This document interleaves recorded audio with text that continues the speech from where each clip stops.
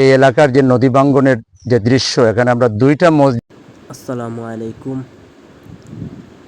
আজ সকাল থেকে এখন বাগা ইউনিয়ন পরিদর্শন করার জন্য আসেন বাংলাদেশ ইসলামী ছাত্র শিবির মোহাম্মদ সেলিম উদ্দিন, কেন্দ্রীয় নির্বাহী পরিষদ সদস্য ও আমির, ঢাকা মহানগর উত্তরে বাংলাদেশ জামাত ইসলামী। তিনি আজ পরিদর্শন করেছেন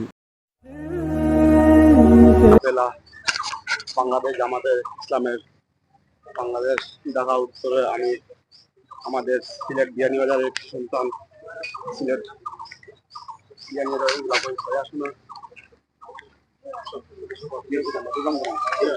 সামনে প্রাইমারি স্কুল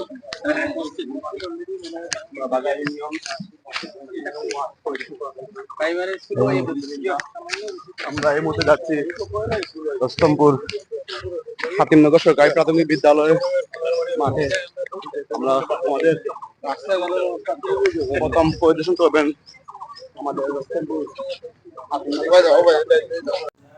পরিদর্শন করার জন্য আসেন আমাদের খালপাড়, জাহাননগর, রস্তমপুর প্রতি ওয়ার্ডে যাবেন, দেখবেন যে অপূর্ণ কাজগুলো সম্পূর্ণ করার জন্য লক্ষ্যে আজ তিনি আমাদের বাঘা ইউনিয়নে আসেন। প্রতি ওয়ার্ডে আর ওই যে সেনাবাহিনী যে নাম্বার দিলে আমি সহযোগিতা চিফ প্রাইমারি স্কুল সেগুলো পরিদর্শন করেছেন এবং সেইগুলোর যে কাজের অপূর্ণ সেগুলো তিনি পূর্ণ করার লক্ষ্যেই আজ আসেন এবং আমাদের নদী ভাঙ্গন অতি শীঘ্র ও দ্রুত কাজ সম্পূর্ণ করবেন আমাদের আশ্বাস দিয়েছেন। তাই আমরা সবাই মিলে নির্বিশেষে, দল বল নির্বিশেষে সবাই এক হয়ে সেই যে কোনো দলে কাজ আসুক না কেন, আমরা সবাই সম্প্রীতর মাধ্যম দিয়ে আমাদের উন্নয়ন হয়। তাই এই সবাই মিলে আমরা একসাথে কাজের লক্ষ্যে সবাই মিলিয়ে সেই কাজের পরিকল্পনা নিব। তাই আমরা এই নদী ভাঙ্গন দেখা যায় অনেক মানুষ আশ্বাস দিয়ে কিন্তু সেই নদী ভাঙ্গন দিয়েছেন, আবার অনেকেই দিয়েছেন কিন্তু সঠিক মতো স্বল্প দিয়েই আমাদের সেই নদী ভাঙ্গন হয় না, কিছুদিন পর ভেঙে যায়।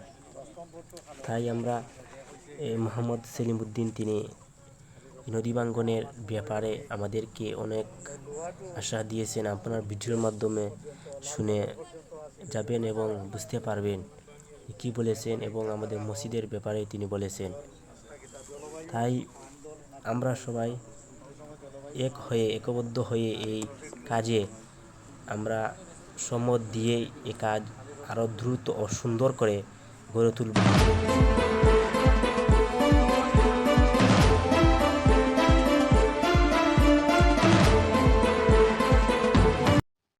এই এলাকার যে নদী ভাঙ্গনের যে দৃশ্য, এখানে আমরা দুইটা মসজিদ দেখলাম ভেঙে গেছে এবং মসজিদে এখন আর নামাজ পড়া হয় না।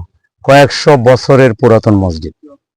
আমাদের একটা দেশ যেটা 90% উপরে মুসলমানের দেশ, এখানে অলিয়া উলিয়া গৌস কুতুব তথা মসজিদ মাদ্রাসার দেশ এটা। এই দেশও যারা বিভিন্ন সময় ভোট নিয়ে সরকার গঠন করছে, তারাও মুসলমান হলোর ভোটেও সরকার গঠন করছে।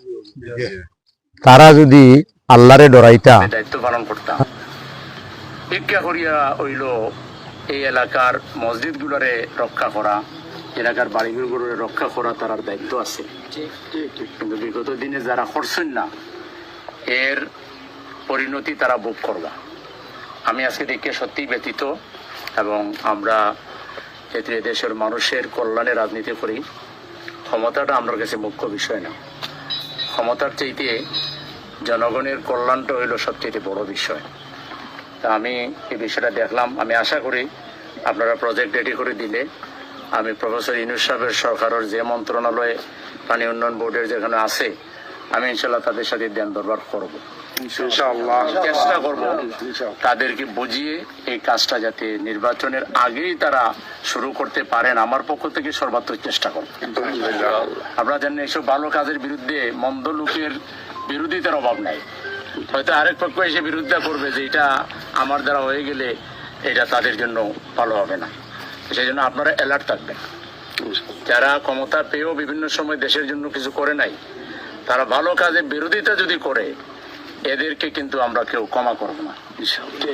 আমরা জনগণ এদের বিরুদ্ধে ঐক্যবদ্ধ থাকব। আর ইনশাআল্লাহ আল্লাহর গড়, আল্লাহর মসজিদ, এটা এদেশের জনগণ পাহারা দিবে। আল্লাহ তাআলা এটার জন্য যে সাহায্য দরকার এটা করবেন ইনশাআল্লাহ। আমি আপনাদের দোয়া চাই। আমি এই জাতীয় যত গোলাপগঞ্জের যতগুলো নদী ভাঙ্গন এরিয়া আছে, প্রায় আমি সব অলরেডি ভিজিট করেছি। সুরমা কুশিয়ারার পারে পারে যেখানে যেখানে এই ইয়েগুলো আছে নদী ভাঙ্গন, আমি দেখেছি। এর প্রত্যেকটার জন্যই আমি সর্বাত্মক প্রচেষ্টা চালাবো ইনশাআল্লাহ। আলহামদুলিল্লাহ, আপনারা আমার জন্য দোয়া করবেন। আমি এলাকাবাসীকে আশ্বস্ত করছি, আপনাদের একজন সন্তান হিসেবে, ভাই হিসেবে আমার দায়িত্ব মনে করে এইসব কাজে আমি আমার সর্বাত্মক মেধা এবং মননকে আমি ব্যয় করবো ইনশাআল্লাহ। সবাইকে অনেক ধন্যবাদ। আসসালামু আলাইকুম।